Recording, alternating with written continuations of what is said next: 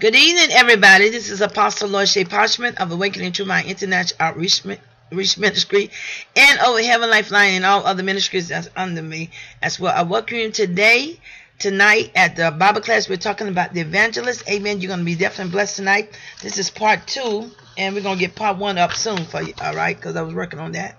Amen. Prophets Monday always have it up, so I'm working on that. But we're going to have part 1 up soon, and this is part 2. We're talking about the evangelist. Amen. The office of evangelist. And I know you're going to be quite blessed tonight as God give us revelation. Amen. Of the office of evangelist. I may go over some of the stuff that I didn't go over last week. Amen. So I'm going to practically go over some things that you didn't hear. Amen. I may start over again. Amen. The office of evangelist is very important. Amen. As well as any other office as well. Okay, before we begin, we're going to have Prophetess Monique. Amen. To pray real quick for 5 minutes. Okay.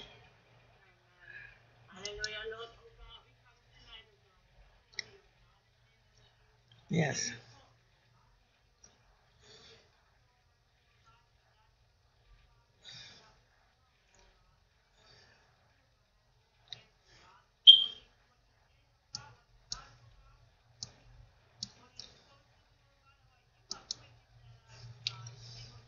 Amen.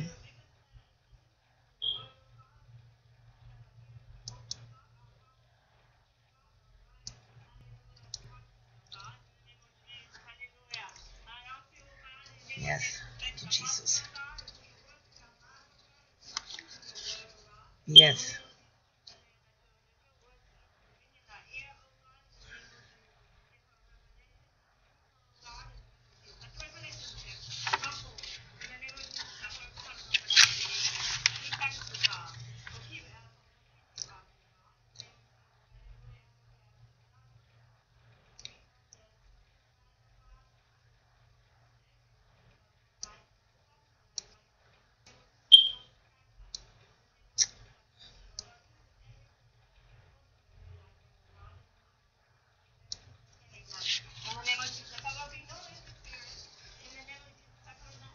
Oh, yes, Lord Jesus.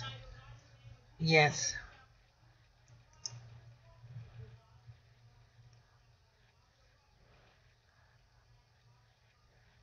Amen.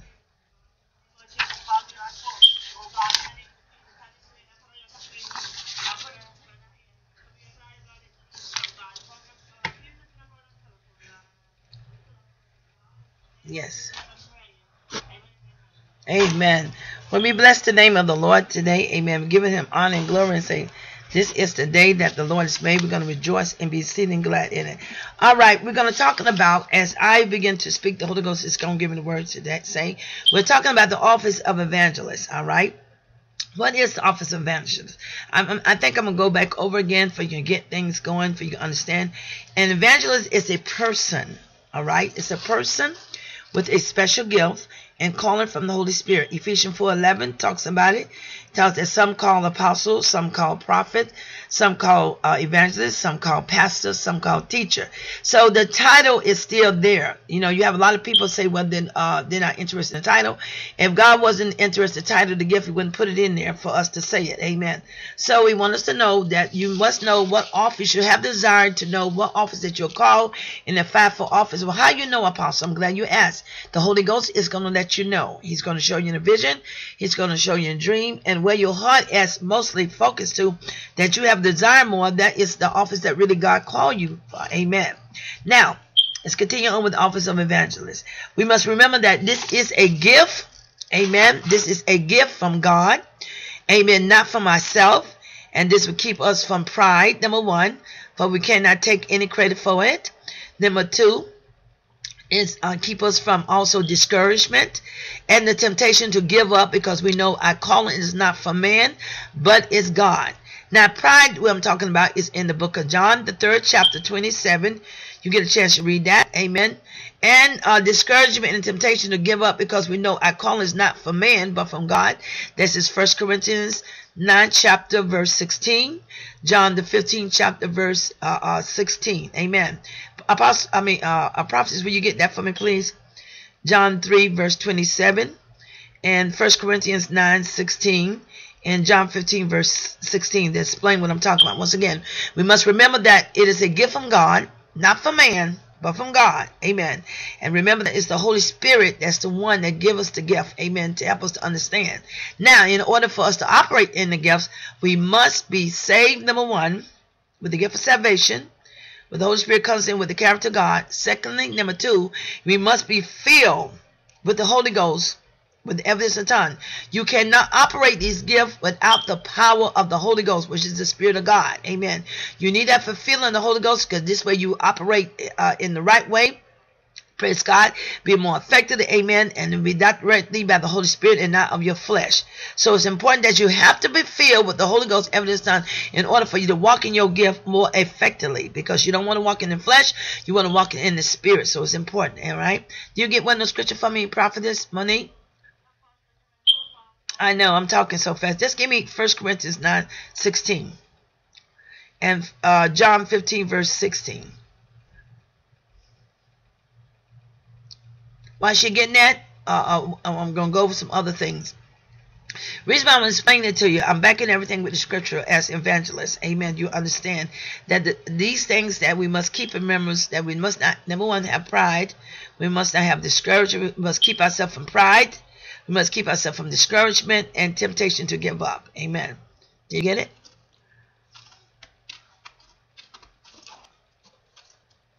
All right. We're going to go on to the next step while you're getting that. You get that 1 Corinthians 9, at 9th chapter, the 16th verse.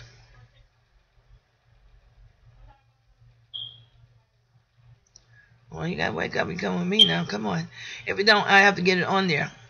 I got to go to...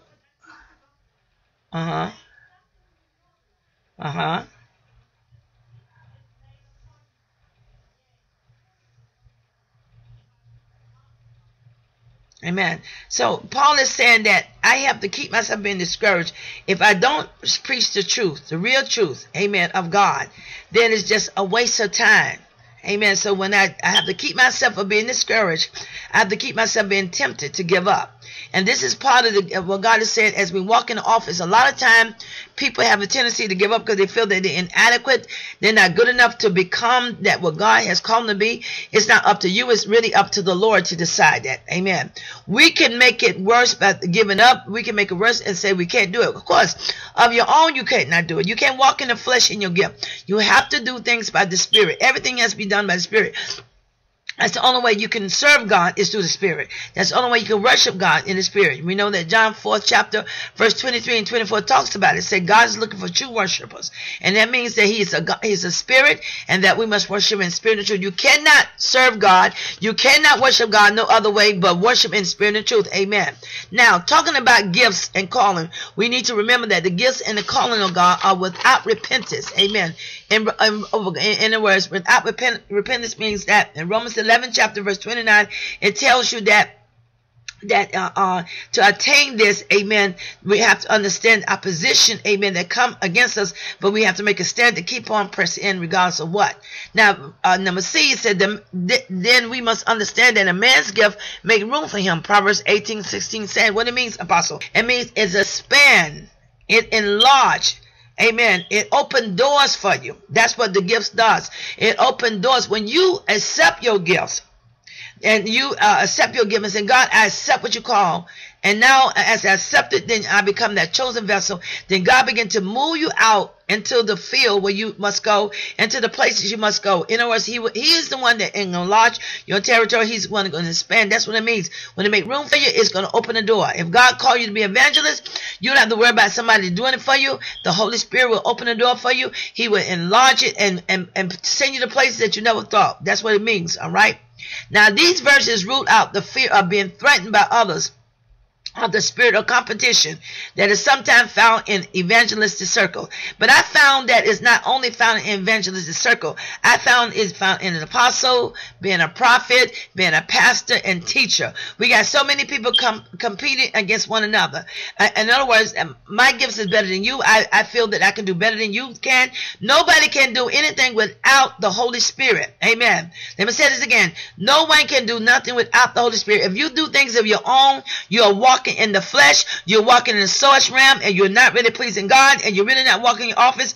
So therefore, it will not be very effective. So when you walk in the flesh, because you want people to know who you are, amen. The problem is a lot of Christians is that they want the recognition, praise God, and they're trying to build up their own repetition, trying to draw people their own way. Instead of seeking first the kingdom of God, instead of relying on the Holy Spirit, they take upon themselves because they want things to be speed up on their own, and that's why they mess up, and that's why they can't do what they're supposed to do, because they have did things in the flesh, amen, instead of in the spirit, amen.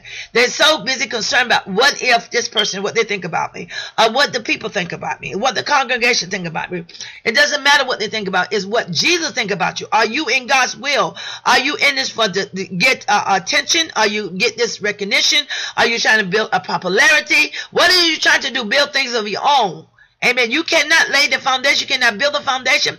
If it's not built on the Spirit of God through Jesus Christ, then it's not of God at all. You cannot do it your own. This is what happened to people, and this is what happened when they fall into the spirit of competition, because they're trying to do everything their own, because they're trying to get attention, they're trying to get recognition, they're trying to build their own repetition. Everything is self-promotion, self-this. So therefore, they're walking in the soulish realm instead of walking in the spirit realm. Many times, everybody is not walking in the spirit realm. Amen. Because when you walk in the soulish realm of competition, when you walk in competition, you're walking in the soulish realm instead of the spirit realm. You have no business out there as the child of God, man or woman of God, competing against your brother and sister. Each one of us given each a measure of faith. And our faith is increased is how we trust God, believe in God, and do things regardless what it looks like. We're going to trust God. We're going to press in because we know it's God before us, who will be against us. He has our back. Amen. And we know that we're not doing it to show who we are. We're doing it for He can be glorified. It's not about us. Remember in the book of Genesis, the beginning, that we are made in the image and reflection of Him. So that means that we are made of Him, that He gets the glory, that He gets the praise, He gets the honor. It's all about Him, not about us. Amen. And this is where people have the tendency to get out of order. Amen. They try to think it's about them, but it's not them. It's about Him. All right. Now, the evangelist, God's gift is to the church to be honored. In other words, because God given amongst the other gifts to the church. Amen. Because it's God given amongst the other gifts to the church, God has given this. All right. Not man, but God. Now, the work of evangelist requires special grace, usually involves suffering. Ephesians 4:7 says, but unto every one of us is given grace according to the measure of the gift of Christ. What you mean, Apostle? According to how we allow Christ to have His way to help us understand that we have to walk in grace. Grace is God a merit favor that we don't deserve, but He thought it possible for us to deserve it for what He did for us. That's the only way we have grace. Amen. So the evangelist must require special grace upon people. Amen. Upon the gift that they're given of suffering. Amen. Persecuted. The word suffering means persecuted for Christ's sake. Amen. If you are suffering for your sake, then you're out of order. You're really not walking in the gift. Amen. You're walking in the flesh. It's all about you. So it's all have to do about Christ Jesus. Paul understood this. Apostle Paul understood it. In Romans 8:18, he says, I reckon the suffering that I'm going through is not compared of God's glory that shall be revealed to me. Now, I may be going through something right now. I may not understand it. But now I see now that of Him. Because if you suffer for anything else besides Christ, it's just a waste of time. You're not really doing it for Christ. Amen. You're doing it for yourself and you're doing it for people. So everything has to relate and point to Him, not you. All right? Now, the evangelist is needed by the whole body of Christ for the perfecting of the saints, for the work of the ministry, for the edifying of the body of Christ. This is not only talking about evangelists, this is talking about all the gifts of the fivefold office. It's the perfecting of the saints, the complete of the saints for the work of the ministry, for the edifying of the body of Christ, building one up, helping each other complete. In other words, what it's saying actually that who you're around makes a difference how you're going to walk in your office. Let me say this again. Who you're around makes a difference how your outcome of the office that God has given you, how it's going to become. Amen. If you're around the wrong person, it's not helping you to push you out there, to help you, to encourage you to go further in your ministry of your gift that you're called. It can really mess you up. Amen. Now, I don't need to be around nobody who's jealous of me, my gift. I need someone to help me. Amen. To build me up. Amen. And what I'm supposed to do. Amen. And that's what I need. I can tear my own self down. I need someone to build me up, means to correct, to help me that I stay in order. Amen. I stay according to each precept, line by line, according to the gift that God gave me, and that I don't get out of line. I stay focused in the line up with the word of God. Amen. Now, one of the evangelists that had an office in the church with Philip in Acts 21:8, he was called an evangelist, and Timothy charged Paul to do the work of evangelist. And the reason why Paul charged Timothy to do the work of evangelist, he wanted to understand, just because you may call to be apostle, you still got to walk as the office of evangelist in you to win souls for the kingdom of God. Just because somebody's there and you correct the church or you put in order, you don't overlook by somebody to receive Jesus Christ as their Lord and Savior. Amen. That's very important. Amen. So I want to mention, in the case of a pastor, not everyone who has the gift of evangelist holds the office of evangelist. Let me say this again. I want to also mention that in the case of a pastor, not everyone who has the gift of an evangelist holds the office of evangelist. What you mean? There are many laymen and women who are never invited to conduct a large crusade, but who are great soul winners. Amen. They have the gift of evangelism. Okay. Now we understand that, because a lot of people feel the evangelist. No, that should be automatic in you. Amen. When you become saved, you should automatically be a soul winner. All right. We were talking this morning in John the 21st chapter. I got revelation that we have to believe God impossible. Amen. When Jesus had them to let down the net, when he had resurrected, amen. This is another revelation, is that I want you to believe that even though you have not caught no fish all night long, fish represent the people, also represent what you can do in the kingdom of God. That don't mean that nothing's going to happen. And so what God is saying, that you have the faith to believe that you also can win souls. Amen. And that many souls came in 153. That many blessing came in. That many whatever was needed was over and above. So God don't want us to look at what we can't do. He wants us to look at what we can do through Him. The Word of God say in Philippians 4:13, said, "I can do all things through Christ which strengthen me." You cannot do it by yourself. The word strengthen means empower me to do it. You can empower yourself to win. So this have to be through Christ Jesus. Amen. Remember that. Never forget that. All right. Now the role and function of the evangelist is the work of the ministry. The Greek word for evangelist means one who announced the good news. All right. One who announced the good news. Amen. Why did Apostle Paul tell Timothy do the work of the evangelist? Why did God tell me to do the work of the evangelist? He know that I was called to be a prophetess. He know that one day I was going to be an apostle. Why is that? Because he don't want us to forget we're not only in there just to do certain things, but the number one miracle, the number one supernatural miracle of all is winning souls for the kingdom of God. Amen. He do not want us to get off of that. That's the basic, the important thing of all. Are we winning souls? Are we telling someone about Jesus? Are we too busy pointing things what they should do, what not want to do? Amen. Are we winning souls? Somebody being set free. That's very important. All right. So you don't want to get off of that. So each one of us, even though we may call to be apostle, even though we may call to be a prophet, evangelist, teacher, a pastor, whatever, a bishop, that's not in the fivefold office, that was sent later on to help the office. Amen. We still should have a heart to win souls for the kingdom of God. Let us not get off of that, to win souls for the kingdom of God. Now, the evangelist function within the operation of the law of sowing and reaping, in 1 Corinthians 3:6 says, "The Lord of the harvest used the ministry of sowing, the pastor and the teacher, and the ministry of reaping, the role of the evangelist." There are seasons of sowing and season of reaping with every church. To sow but never harvest is a disaster. Amen. In other words, if you sow in and there's never a harvest, it becomes a disaster. It becomes a waste of time. You have wasted all that time. What are you doing? What have you been doing? Amen. Hallelujah. When is the last time you was example to someone that someone saw Jesus in you? Amen. All right. It become a disaster. Then also watch a reap where there has been no sowing gives poor harvest. In other words, if you have not sown a seed in someone about Jesus, amen, when so, amen, then how can you have a harvest of soul? It become poor. Amen. So we have to understand that we have to do something through the Spirit. Amen. We're not just saved just to be saved, to hold our fingers and complain, well, I need some money, I need some blessing. Amen. That's a poor excuse. Amen. You're not doing anything. When I first got saved, the first thing I did is went out to the park Amen. I didn't need nobody to tell me what to do. Amen. I read my Bible. Amen. I saw what Jesus did. I fixed sandwich and began to minister to the ones at the park. Not only that, I went to the bus stop, wherever I can to reach soul on my job, and whatever I can to reach. Amen. I didn't wait to get behind the pulpit, because the pulpit is within us. And since so many times people are looking to get behind the pulpit to preach or teach to win souls. If you're doing that, then you out of order. You're not really walking in the spirit. Amen. So he said in the word to go in the highways and the byways and reach souls. Not what you get behind the pulpit in the building within the building, but we should be winning souls without the building. Amen. People have to wait till I don't know what they're trying to do. They're trying to prove who they are, that they can win souls. That's not proving nothing. If you can't win souls out in the street, how in the world you can win more in the house of God? Well, I do that, apostle. That's not good.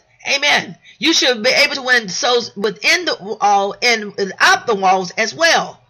Amen. Without the walls. Because most of the time, basically, if you read about Jesus in the book of John, that tells you really what he did. Amen.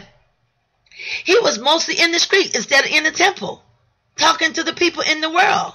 Amen. That's what he did. He wasn't behind the temple, behind the pulpit, talking all the time, preaching and teaching. He was in the street, or he was out somewhere in the field, ministering about his Father. Amen. Now, we have already seen that the evangelist is one who announced personally and publicly the good news. Now, the term evangelism encompasses every effort to declare the good news of Jesus Christ, to the end that people may understand God's offering of salvation and respond in repentance and faith and discipleship. All right? 3 things. The offer of salvation, to respond in number 1, in repentance, return from the evil way. Faith, to believe God. Discipleship means to become followers of Christ Jesus. Amen. Hallelujah. Praise God. This is important. Amen. Now, perhaps the work of the evangelist is the best defined as winning to the lost to Christ through the preaching of the word and the power of the Holy Spirit for the building of the body of Christ. That's what it does. When I was saying edifying, amen, and the power of the Holy Spirit, amen, that's what it does. To winning the lost soul. If you hold your hands up and your 5 fingers, the one in the middle, the real long ones that stand, you see is longer than all. Well, why? Because it's reach out to do more. Amen. And reach out to win souls for the kingdom of God. That's what brings in people in the house of God. By winning souls out there. That's what their purpose are, to win souls. But the same thing God tell us, as even though we're called to be an apostle, a prophet, or whatever we're called to be a pastor, teacher, we must also, number 1, to walk in that. Don't forget to do evangelist work, winning souls as well. All right. Now, let me break this down into bite-sized chunks. The winning of the lost in John 4:35-38 says, there's nothing more urgent than a field which is ripe for harvest. Amen. In other words, the field is ripe for harvest. In other words, the field, there's people out there right now. The field is really right now. And God wants to know, what are you doing? Are you telling someone about Jesus? Are you waiting till you get in church? Amen. Have you told someone on your job? Have you told someone when you're out there at the store? Or whatever you may be? Are you telling someone about Jesus? Amen. Hallelujah. What are you doing? Are you living what you're talking about? What are you doing? Are you winning the lost? Do you have the heart to win the lost? Are you more interested in what you can get out for yourself? Amen. What is the purpose? What is the motives of what you're doing in the kingdom of God? All right. Paul admonished Timothy in 2 Timothy 4:2. He said, preach the word, be ready in season and out of season. This means preach at the appointed time in season, but also be prepared to turn and out of season into the new season, into the season of opportunity. That's what it means. It means that in order to what it's saying, it says, let me say this again. I'm looking at my notes. It means to preach at an appointed time in season, but also to prepare to turn an out of season into an in season opportunity. In other words, look for always opportunity to preach the word to someone else. Your daily prayer should be, say, God, place someone in my path that I can minister them the good news of Jesus Christ. And the question is, the $1 million question is, have you been asking God for that every day? Are you so busy focused on your problems? Are you so busy focused on yourself instead of focus on what the Lord will for you to do? Amen.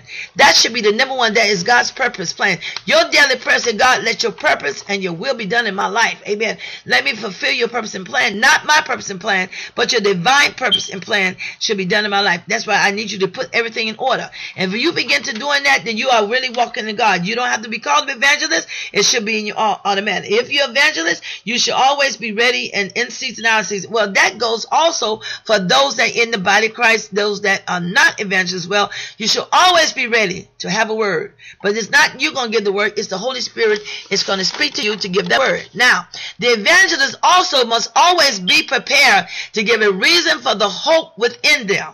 Amen. 2 Peter the 3rd 15 says, he must therefore also be an apologist. Amen. Be there to give hope, to build someone up. Because someone may be down and the only Jesus they're going to see is through you. So you got to set that example and say, don't give up. I understand what you're going through. But there's hope. Amen. The hope represents expectation.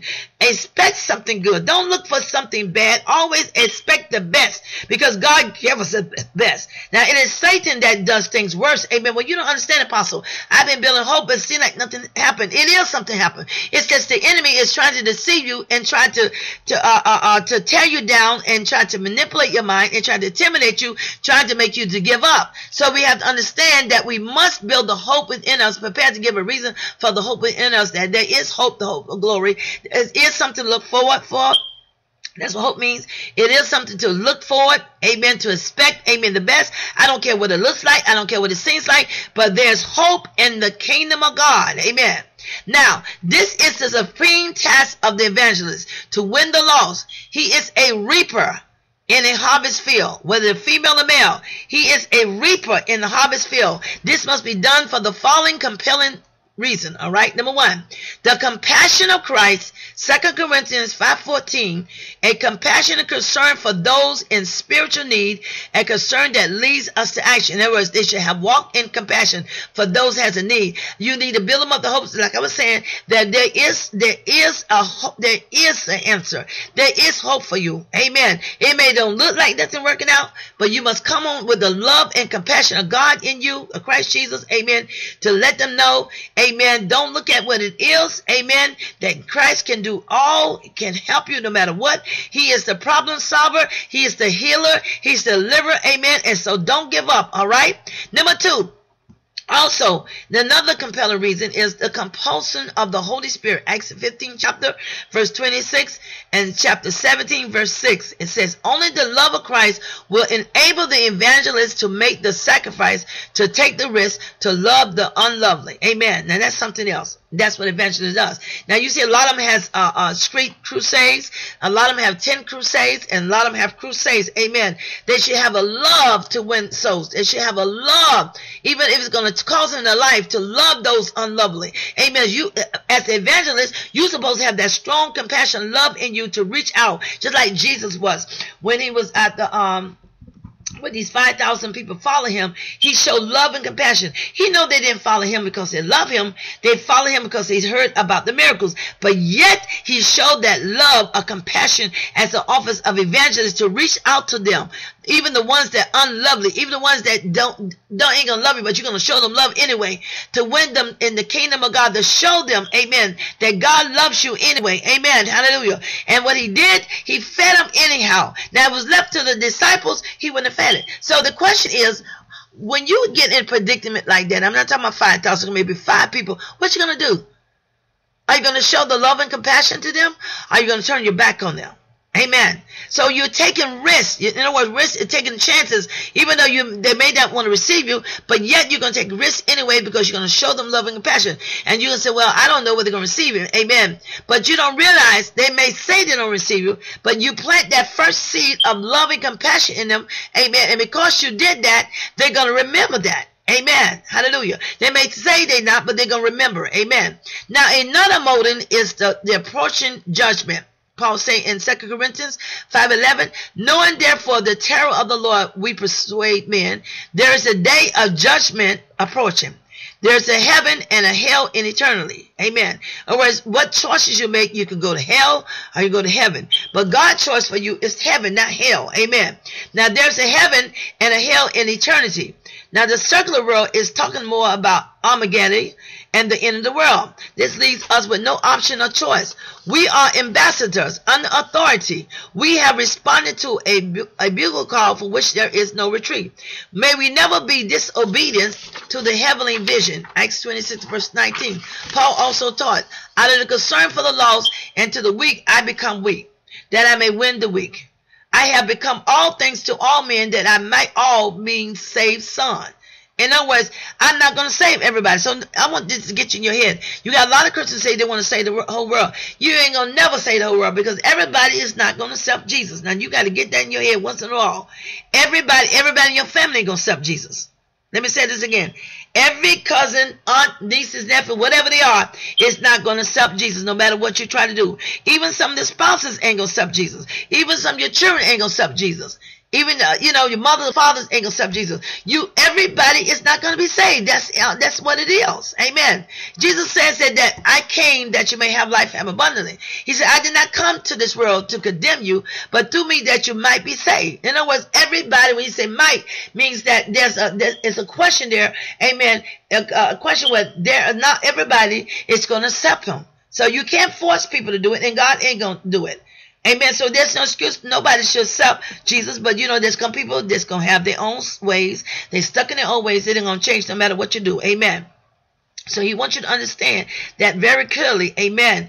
That everybody is going to accept. Amen. Going to be saved. Now, through the preaching of the word, Paul says, preach the word. 2 Timothy 4:4 chapter 2nd verse. Remember, it's God's word that will not return void. Isaiah 55 verse 11. We must master the word, and the word must master us. Oh, what you mean, apostle?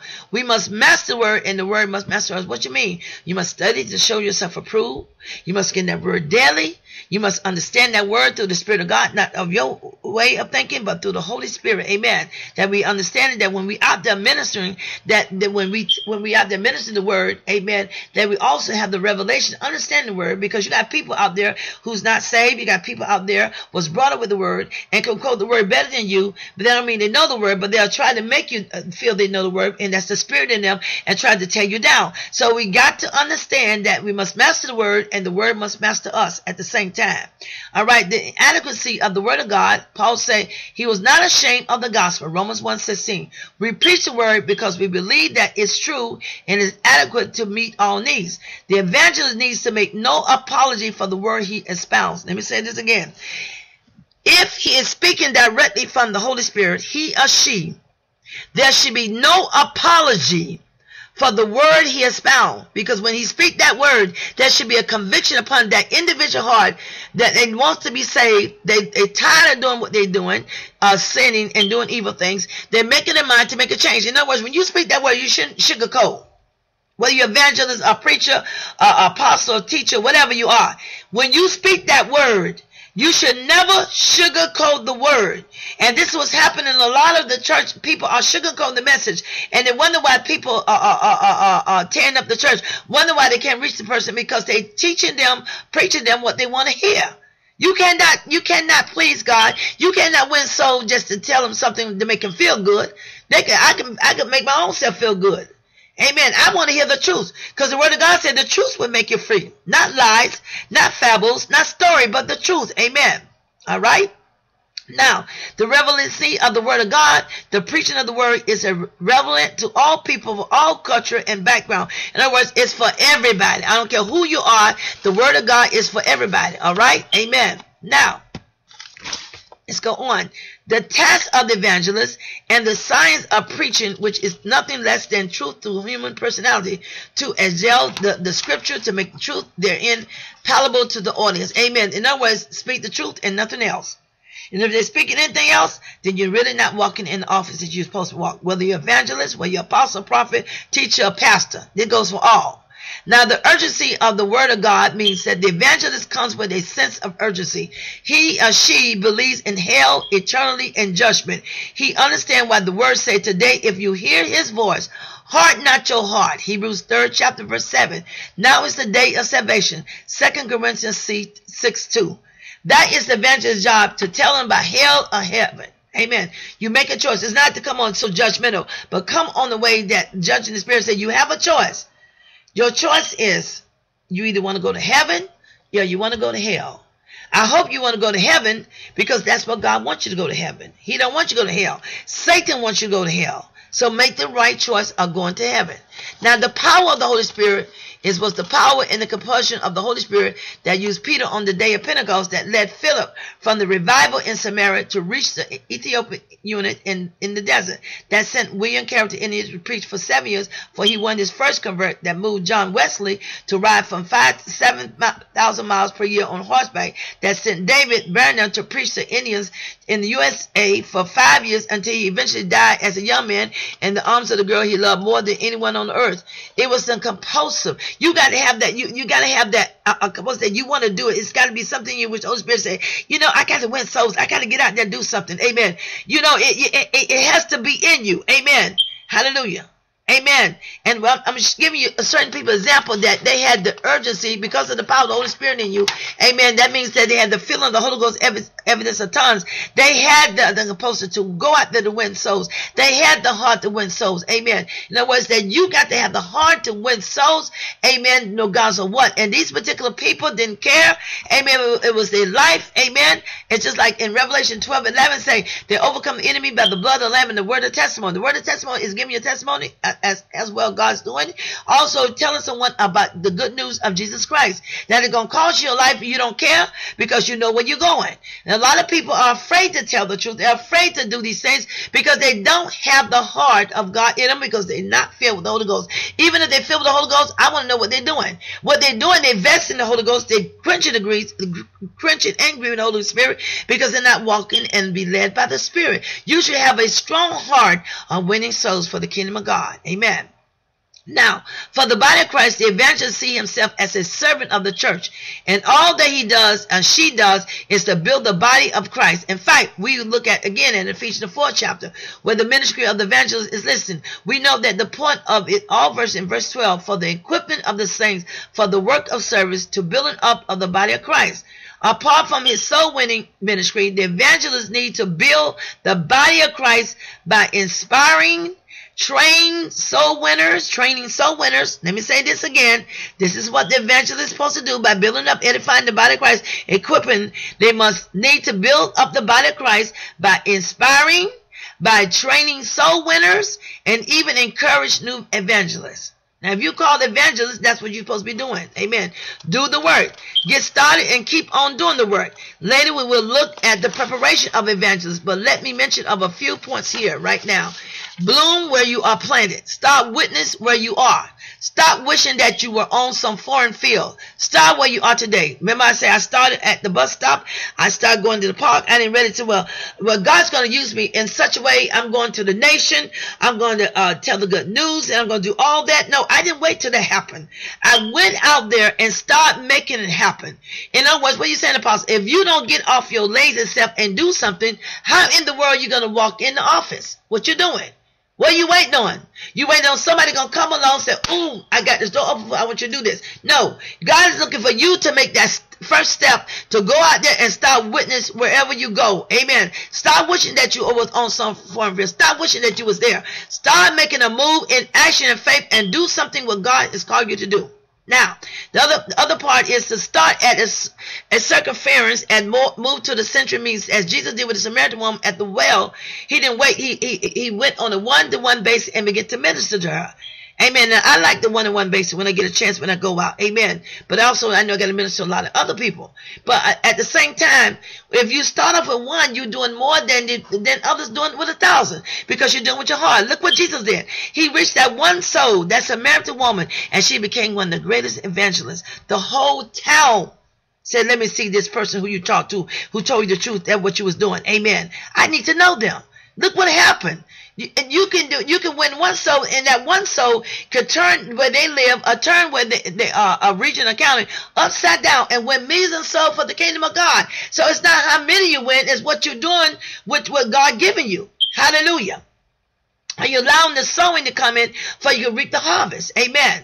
Now, the other one is work, as if your salvation depend upon it, and believe it that the sovereign Lord is in the supreme control. What are you working? James said, faith without work is dead. Are you really with action? Are you really doing? What are you doing? Complaining? What are you doing in your pity corner? Woe is me and woe is this. Why is not God doing anything? What are you doing? That's the key. What are you doing? Now, the next thing is, remember who the Lord of the vineyard is. We are only servants. He is the Lord and decides where we work. When we work in all details, the results belongs to him. He gives the increase, not man. It means he gives the promotion. Amen. As you humble yourself unto the Lord, he will exhort you in due time. That's 1 Peter, the 5th chapter, verse 5 and 6 and 7. He will exhort you in due time. In other words, he will promote you. He will increase. Amen. In other words, you submit yourself to God. You surrender yourself to God. Amen. Every single day. Amen. And as you do that, then God will give you the increase because he'll see your faithfulness to him. He'll see your obedience to him. Amen. Okay. Now, the other thing is to let God use you. In fact, he will use you as much as you let him. Let me say this again. People say, well, I like to be used like an apostle. I'm not trying to be her. What is the key that I'm always available? Are you available? What's your excuse? Do you want to go to the screen? If it's going to cost you your life, it's up to you. See, God is not going to make you do anything. He's not going to push you to do anything. He give you that free will to obey, to do it. Amen. It's up to you. I made that choice. I choose to go to the screen. I choose to pay the price. Amen. So therefore, I don't take God as a little God. I take him higher than that because I believe God can do even greater. Amen. So I let God use me how he wants. If it goes to the far, to the screen, I don't care. Let him have his way. Don't allow self and personal ambition, petty jealousy, or wicked pride to destroy the ministry that he is producing in you. Let me say this again. This is so important. Philippians 2:13 talks about it.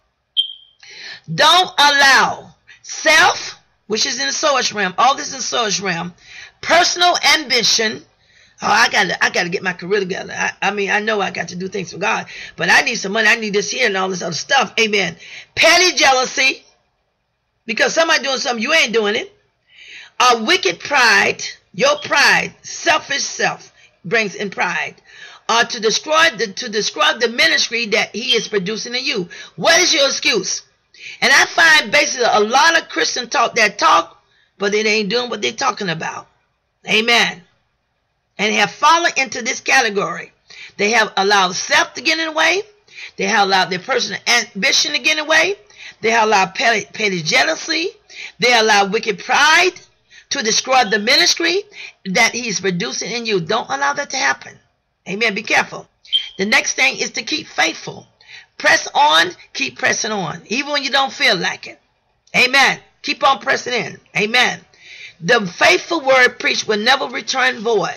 Amen. The faithful word preached to you will never return void. Amen. Hallelujah. Isaiah 55 says it.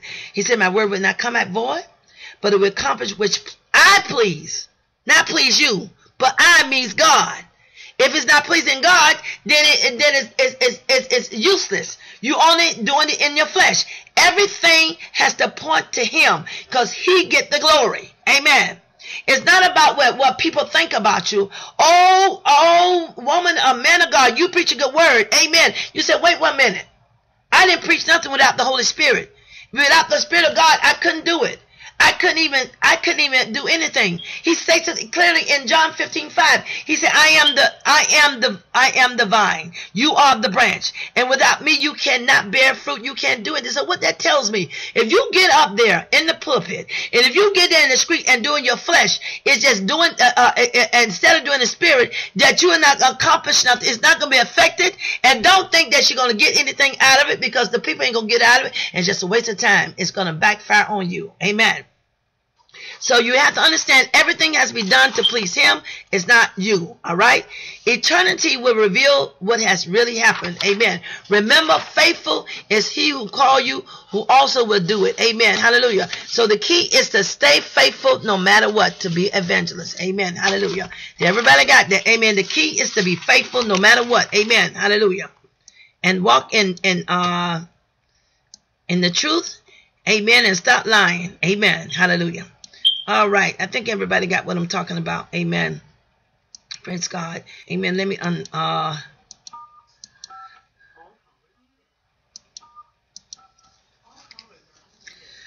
right.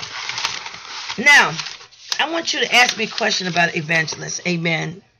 What you don't understand. Amen. Some of you trying to be something you're not. Amen.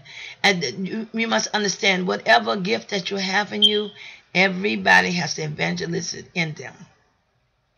Amen. So don't get to beside yourself that you just prophesying and don't prophesy about the soul. Amen. Has to get saved. Amen. You understand that?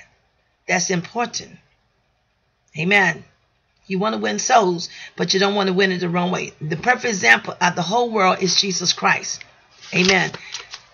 And then God would have you also to do miracles in the person. In other words, I believe in healing a person before they get saved, and they see the supernatural. You sow that seed in them. That seed you sow. When I'm talking about sowing and reaping, when that seed is sowing, and they see that, then that would change their heart, want to accept Jesus Christ, because you showed them love and compassion. You was very composed. You didn't give up on the person, and you didn't come on judgmental. Amen. You told them there is a hell, there's heaven, but God told me to tell you that He loves you and He wants you to go to heaven. Amen. Hallelujah. Now, evangelists also can prophesy. They can also signs and wonders, miracles follow them as well. Amen. Because of the long finger of them, they're pointing to win souls. Amen. God also allow those gifts to operate in them as well. Amen. So they do a lot. So don't be ashamed to be evangelists. Nothing wrong with being evangelist. Everybody want to be a prophetess. Everybody want to be a apostle. And I don't know what this bishop coming in, but everybody want to be a bishop. That is not part of the fivefold office.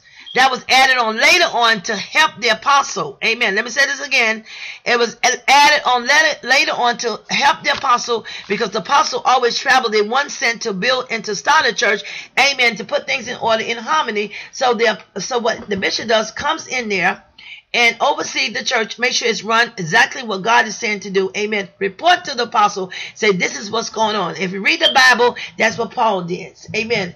And don't take it out of order, out of context. And that's what's happened in a lot of church. And another thing, bishop is a male, not female. That I looked it up, everything. I don't care. People get mad and they say anointing, you're out of order.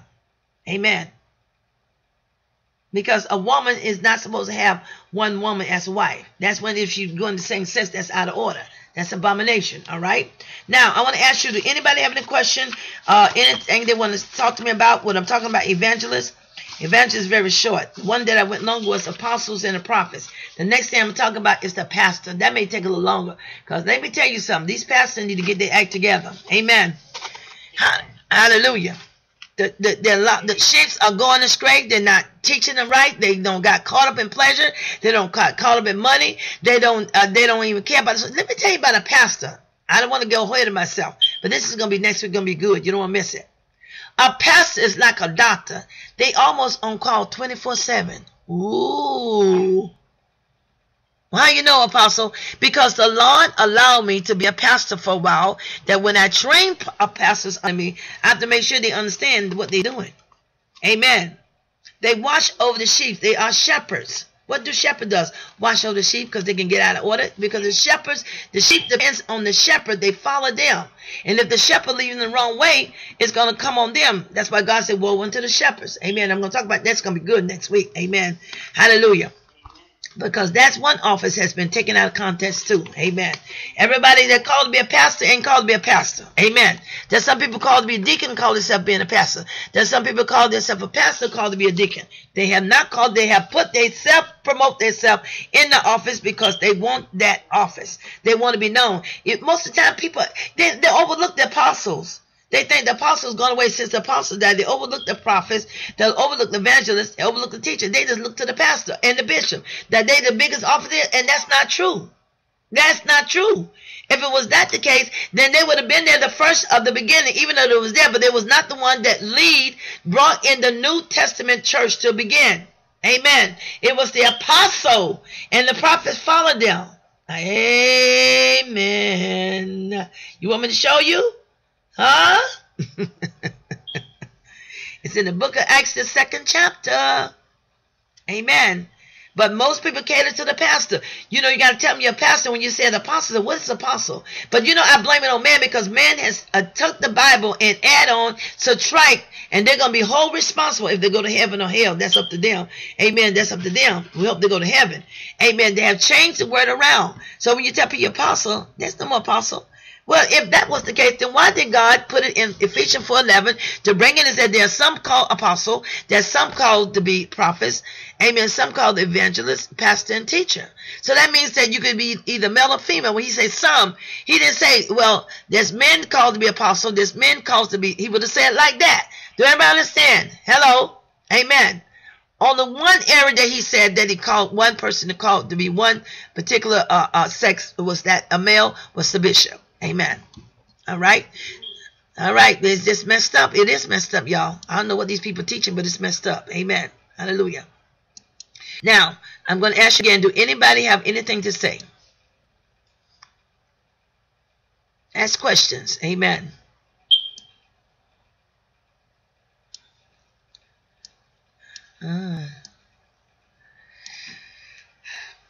I know you have some questions now. Come on now. Amen. Okay, when you come in, let me correct y'all. Don't hey apostle me, all right? Okay, you know how I am. We're going to do this in order. Tell me who you are. Say, hello, apostle, this is such and such a name, okay? All right? Okay, go ahead on, Felicia. This your first time on the line?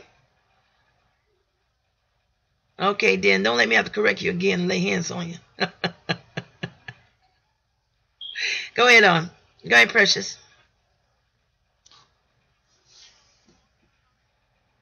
Oh, yes, you can. It depends on the Holy Spirit.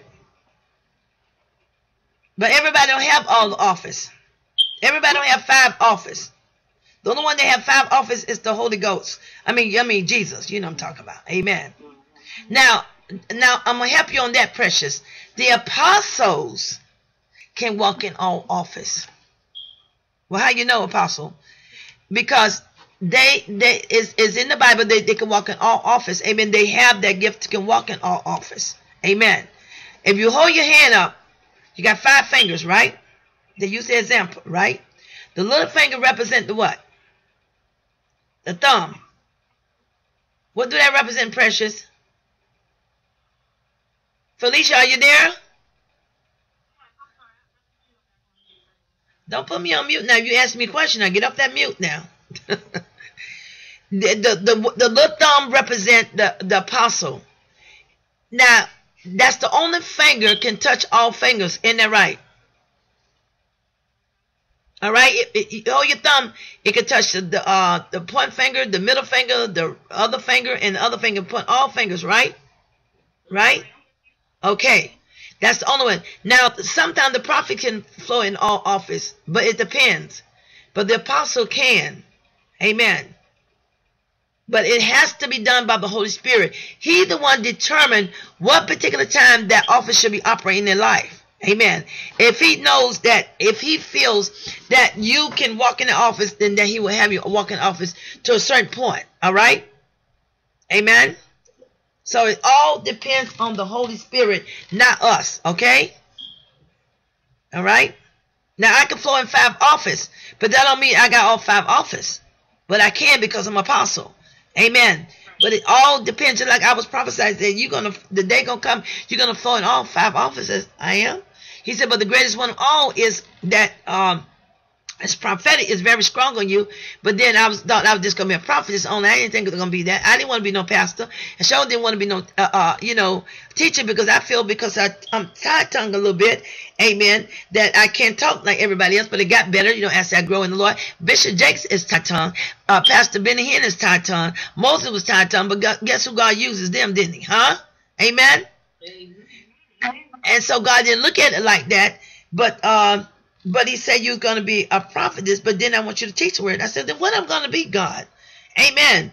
He said, in all the office, you're going to walk in the office as apostle. Then the prophetic is, as a seer, going to be stronger. You're going to be able to see things. You're going to be able to interpret dreams and vision. That's me, because I know you're going to give me the glory. At the same time, you're going to have more of a teaching in you, because the teaching brings in more revelation of God. Amen. Even though you can be a pastor, I don't want you to be a pastor. You got a heart to be a pastor, but you're going to be apostle. Amen. Much stronger. And that's what I'm walking in more. But all the other gifts will manifest more in your life as well. Amen. But everything is determined by the Holy Spirit. If he feels that you, okay, you called to be a prophetess. All right. Hello, Felicia. All right. Okay. Now God may decide. So, okay, Felicia, I'm going to let you preach, be a preacher, be a pastor. Amen. All right. You can be a pastor. Yes, you can. You say, I don't want to be a pastor. The way I see people, I didn't want to be no pastor neither. The way I saw the pastor going through things. But then I didn't understand because he's showing me this is how a shepherd is supposed to work and operate. Amen. But then it's up to the Holy Spirit to decide what office that you're good in. All right. All right. But you really got about 2 or 3 main offices that you're going to walk in. Mostly you're going to walk in strongly in. All right. Amen. Do you understand? Excuse me. I'm not finished yet. Excuse me. I'm not finished. All right. You don't intercept when I'm still talking to someone else. You have to wait till I finish with her, okay? Or then I'm going to get to you, okay? All right. Felicia, do you understand what I'm talking about? Okay. All right. All right. So are you walking in the office that you're called to do? Then what are you doing?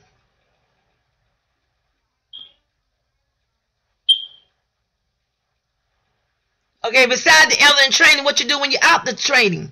What are you doing in the streets and highways? Okay, that's important.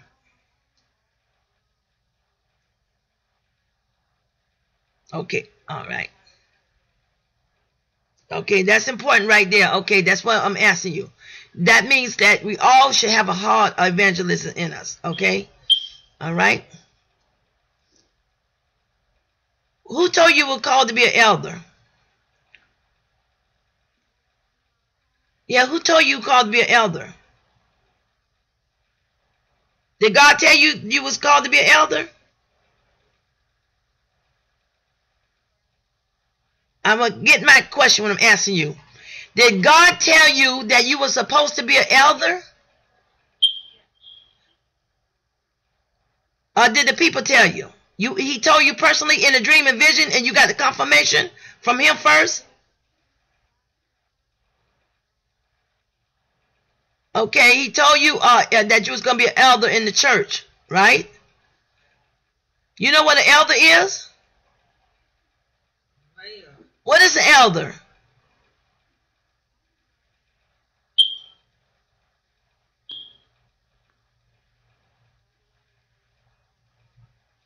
They're not. They're under apostle. They're not over with the apostle. Don't walk with the apostle that much. They're under them. The elder is like a senior pastor or a bishop. That's what an elder is. That's what it is. That's what an elder is. It's a senior pastor or bishop.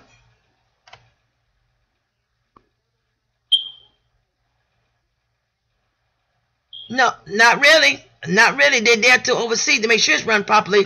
Like yeah, sort of, but they help to make sure the church is run properly. Just what the word of God say. Amen. And that's what they are there. The reason I'm asking you this, you sure that God didn't tell you about apostolic on your life? I said, did you sure that God did not tell you about the apostolic on your life? Yeah.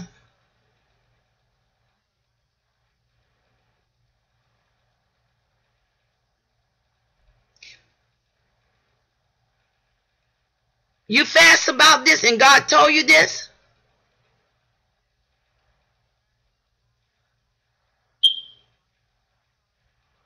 I'm asking you, did he tell you exactly that? Okay, precious. Did he tell you exactly you're going to be an elder? Oh, no.